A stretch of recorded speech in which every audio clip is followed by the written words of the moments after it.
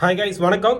Group 4 நோட்டிஃபிகேஷன்ல கம்மியான vacancy தான் வந்திருக்கு. 3935 தான் வந்திருக்கு அப்படின்னு சொல்லிட்டு நிறைய பேர் ஃபீல் பண்ணிட்டு இருந்த டைம்ல டிஎன்பிசி ஒரு நல்ல அப்டேட் வந்து கொடுத்துருக்காங்க. என்ன அப்டேட்னா, ஸோ ஆக்சுவலா நேற்று கம்பைன்டு டெக்னிக்கல் சர்வீஸ்க்கான நோட்டிஃபிகேஷன் வந்துருச்சு. அதோட ஒரு ப்ரெஸ் ரிலீஸ் பண்ணியிருந்தாங்க. அதுல லாஸ்ட் பாயிண்ட்ல 2025 as per ஆனுவல் பிளானர் படி வந்த நோட்டிஃபிகேஷனுக்கு நாங்க பல்வேறு டிபார்ட்மெண்ட்ல இருந்து வேகன்சி அப்படிங்கிறது வாங்கிக்கிட்டு இருக்கோம். இது வந்து கவுன்சிலிங் முன்னாடி வரைக்குமே நாங்க வந்து சேஞ்ச் பண்ணுவோம் அப்படின்னு சொல்லிட்டு மென்ஷன் பண்ணியிருக்காங்க.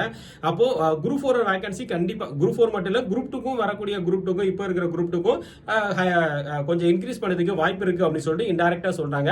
சோ கண்டிப்பா குரூப் 4க்கும் நல்ல வேகன்சி அப்படிங்க இன்க்ரீஸ் பண்ணுவாங்க. ஏன்னா முன்னாடி எல்லாம் இதே மாதிரி தான் நடந்திருக்கு.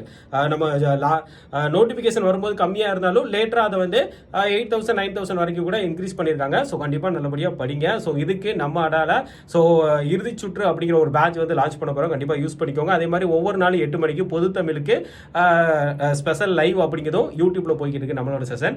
நீங்க எந்த கோர்ஸை பர்ச்சேஸ் பண்ணாலும் நம்மளோட கோடான Y904 யூஸ் பண்ணி ஜாயின் பண்ணிக்கோங்க. தேங்க்யூ.